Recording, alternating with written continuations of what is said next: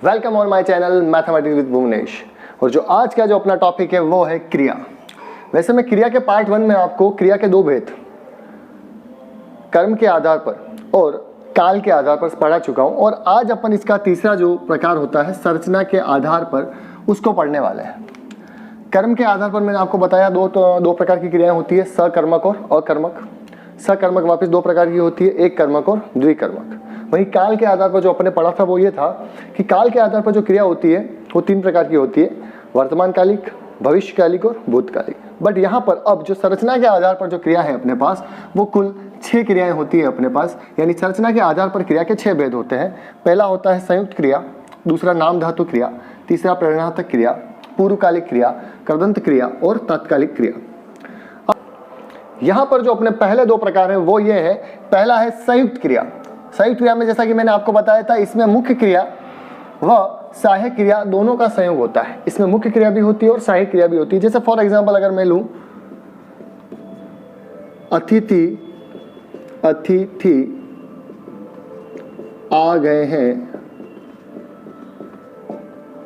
स्वागत करो। जैसे इसमें ये क्या हो गई, आपकी मुख्य क्रिया हो गई कि अतिथि का आना, आ गए हैं, अतिथि का आना मुख्य क्रिया हो गई है। अब स्वागत क्रिया इसके ऊपर डिपेंड करेगी कि वो आ गए हैं, इसलिए अपन क्या करेंगे, अब स्वागत करेंगे। तो इसमें संयुक्त क्रिया में क्या होता है, इसमें मुख्य क्रिया व सहायक क्रिया दोनों का संयोग होता है। मतलब एक के बिना दूसरी क्या होगी, आपकी अधूरी होगी। अगर अतिथि आ गए हैं तो ये वाक्य आपका हो गया। अगर अपन दोनों क्रिया लगाएंगे तो पूरा वाक्य बनेगा कि अतिथि आ गए हैं, स्वागत करो। क्योंकि स्वागत किसका किया जाता है, अतिथि का स्वागत किया जाता है। वह खाना खा चुका होगा। एक एग्जाम्पल ले लिया अपन ने कि वह खाना खा चुका होगा। खाना खा चुका होगा मतलब वह खाना खा चुका, खाना एक क्रिया हो गई और खाना उसने खा लिया है, मतलब वो इस क्रिया से भी निवृत्त हो गया कि वो खा चुका है, वो कंप्लीट है। मतलब ये दोनों ही क्रियाएं क्या हो गई, आपकी संयुक्त क्रियाएं हो गई है कि वह खाना खा चुका होगा। अब यहाँ पर मैं दूसरा जो मैंने लिया है यहाँ पर जो प्रकार वो है नाम धातु क्रिया। और मैंने पहले ही बताया नाम धातु क्रिया क्या होती है, जब संज्ञा या सर्वनाम शब्द क्रिया के रूप में प्रयोग है, यानी संज्ञा सर्वनाम शब्द को क्रिया के रूप में प्रयोग करते हैं। जैसे हाथ का हथियाना, तो इस तरीके से जो क्रिया बनती है, संज्ञा सर्वनाम शब्दों से जो क्रिया बनती है, और अगर उस क्रिया का अपन इस्तेमाल करते हैं तो वो नाम धातु क्रियाएं कहलाती है। यहाँ पर मैं एक परिभाषा लिखी है कि संज्ञा सर्वनाम विशेषण शब्द जब धातु, या ध्यान देना आप, जब धातु की तरह प्रयुक्त होते हैं तो वह नाम धातु कहते हैं उन्हें। संज्ञा सर्वनाम विशेषण शब्द जब धातु की तरह प्रयोग होते हैं तो उनको अपन क्या कहते हैं, नाम धातु कहते हैं। और इन नाम धातु शब्दों से जब प्रत्यय लगाकर, यहाँ ध्यान देना, प्रत्यय लगेगा, क्या लगेगा, प्रत्यय। जब नाम धातु शब्दों में जब प्रत्यय लगाकर क्रिया का निर्माण किया जाता है, किसका निर्माण किया जाता है, क्रिया का निर्माण किया जाता है, तब वे शब्द नाम धातु क्रिया कहलाता है। तब वे शब्द क्या कहलाते हैं, आपके नाम धातु शब्द कहलाता है। जैसे कि सेठ ने मकान हथियाया। भाई हथियाया या हथियाना, सेठ ने मकान हथियाया, सेठ का मकान हथिया। जैसे महेश ने सेठ का मकान हथिया लिया, तो हथियाया वर्ड क्या हो रहा है यहाँ पर, आप देखिए कि हाथ क्या होता है, आपका संज्ञा शब्द है। हाथ आपका संज्ञा शब्द है और संज्ञा शब्द से आपकी क्रिया बनी है हथियाया, हथियाना। जैसे कि लड़का बतियाया, तो ये किससे बना है, बात से क्या बनी क्रिया, बतियाना। यानी बतियाया, बतियाना, हथियाना, ये जितने भी शब्द जो संज्ञा और सर्वनाम शब्द होते हैं और उनके पीछे अगर क्रिया लगकर, अगर वो क्रिया जैसे प्रत्यय लगाने के बाद अगर आपने उन धातु शब्दों को जो कि संज्ञा सर्वनाम है उनके पीछे अगर प्रत्यय लगाकर उनको क्रिया के रूप में प्रयोग किया तो वो सारी क्रियाएं किसके अंतर्गत आएगी, आपकी नाम धातु क्रिया के अंतर्गत आएगी, क्योंकि वो संज्ञा सर्वनाम और विशेषण शब्दों से मिलकर बनी हुई है। अब अपन नेक्स्ट दो एग्जाम्पल को लेकर उन्हें समझते हैं। यहां पर जो अपने दूसरे दो भेद हैं वो ये है प्रेरणार्थक क्रिया। जब कर्ता स्वयं कार्य का संपादन न कर किसी दूसरे को कार्य करने के लिए प्रेरित करे या करवाए, उसे प्रेरणार्थक क्रिया कहते हैं। मतलब सिर्फ कार्य की प्रेरणा दे, उससे करवाया जाए, स्वयं कार्य ना करे, काम करवाए, तो उसको कौन सी क्रिया कहते हैं, अपन प्रेरणार्थक क्रिया कहते हैं। जैसे पहला एग्जाम्पल इसका ले सकते हैं अपन, सरपंच ने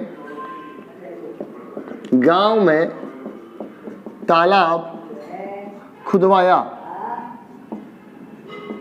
सरपंच ने गांव में तालाब खुदवाया, तो भाई सरपंच ने गांव में तालाब खुदवाया, सरपंच ने खुद तालाब नहीं खोदा।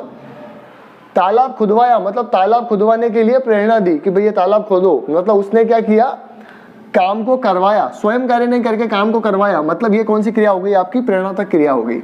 एक एग्जाम्पल लेता हूं मैं, जैसे रेखा ने सुशीला से पत्र लिखवाया। यहां पर देखिए आप, रेखा ने स्वयं पत्र नहीं लिखा है, रेखा ने स्वयं पत्र नहीं लिखा है, जबकि क्या किया है, पत्र को लिखवाया है।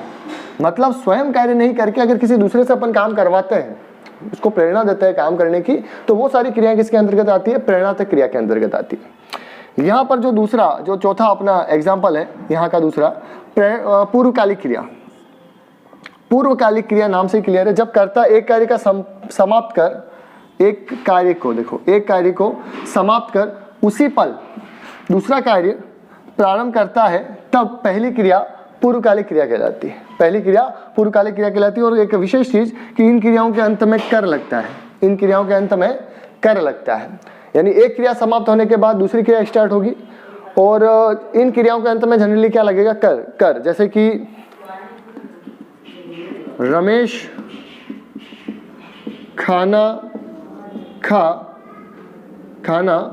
खाकर खेलने गया, मतलब उसने खाना खा लिया है और अब वो खेलने चला गया है, खाना खाकर। एक क्रिया, एक उदाहरण अपन और ले सकते हैं कि महेश खाना खाकर सोने गया, मतलब एक क्रिया होने के बाद दूसरी क्रिया संपादित होगी। एक क्रिया पूरी तरीके से हो जाएगी, उसके बाद आपकी दूसरी क्रिया संपादित होगी। एक और एग्जांपल अपन ले सकते हैं, जैसे कि वह पढ़कर सोने गया, या वो पढ़कर खेलने गया। कुल मिलाकर एक क्रिया होने के बाद अगर दूसरी क्रिया संपादित होती है, तो उस कंडीशन में आपकी कौन सी क्रिया बनती है, पूर्वकालिक क्रिया। अब जो अंतिम दो भेद हैं अपन उसके बारे में डिस्कस करते हैं। यहाँ पर जो अपने अंतिम दो भेद जो हैं वो ये है, पहला है तात्कालिक क्रिया। नाम से ही क्लियर है, तात्कालिक क्रिया। यह क्रिया भी मुख्य क्रिया के से पहले संपन्न होती है, किंतु पहली क्रिया के घटने के तत्काल बाद, जो पहली क्रिया है उसके घटने के तत्काल बाद दूसरी क्रिया के घटने का बोध होता है। पहली क्रिया जैसे हुई उसके तत्काल बाद दूसरी क्रिया होगी। जैसे फॉर एग्जाम्पल, वह नहाते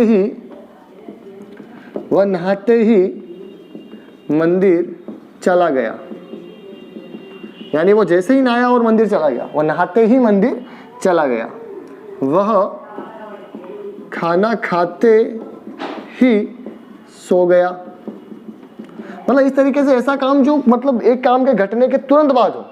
वह नहाते ही मंदिर चला गया, वह खाना खाते ही सो गया, वह घर आते ही वापस बाहर चला गया, मतलब एक काम को करने के तत्काल बाद दूसरा काम हो, उसको अपन किसके अंतर्गत कहते हैं, तात्कालिक क्रिया। मतलब पहली क्रिया के तत्काल बाद दूसरी क्रिया के घटने का बोध होता है। कृदंत क्रिया की अगर बात करते हैं तो वो ये होता है कि जब कृत प्रत्ययों के योग से बने शब्द कृदंत कहलाते हैं। जो कृत प्रत्ययों के योग से बने शब्द होते हैं वो कृदंत शब्द कहलाते हैं। और क्रिया शब्दों के अंत में, अगर मैं जो क्रिया शब्द होते हैं उनके अंत में अगर प्रत्यय का योग करूं तो वो जो क्रियाएं बनती है वो सारी क्रियाएं कृदंत क्रियाएं कहलाती है। यानी क्रिया शब्दों के अंत में प्रत्यय जो शब्द होते हैं, प्रत्ययों का अगर योग किया जाए, प्रत्ययों का योग किया जाए और वो जो क्रिया बनती है वो कृदंत क्रिया कहलाती है। जैसे फॉर एग्जाम्पल, चल के लिए चलना, चलता, चलकर, लिख के लिए लिखना, लिखता, लिखकर। तो इस तरह से किसी भी क्रिया के पीछे अगर प्रत्यय लगाया कर कोई भी क्रिया बनाई जाती है तो वो कृदंत क्रिया के अंतर्गत आती है। इस प्रकार से आज अपने जो क्रिया के जो भेद थे वो पूरे कंप्लीट हो गए हैं। अगर आपने इसका फर्स्ट वीडियो नहीं देखा है क्रिया के भेद का, तो वो लिंक डिस्क्रिप्शन में अवेलेबल है, आप जाकर देख लीजिएगा। और अगर आपको मेरे वीडियो पसंद आते हैं तो प्लीज़ इसे लाइक करें, शेयर करें और सब्सक्राइब करें। Thank you so much for watching. Thank you.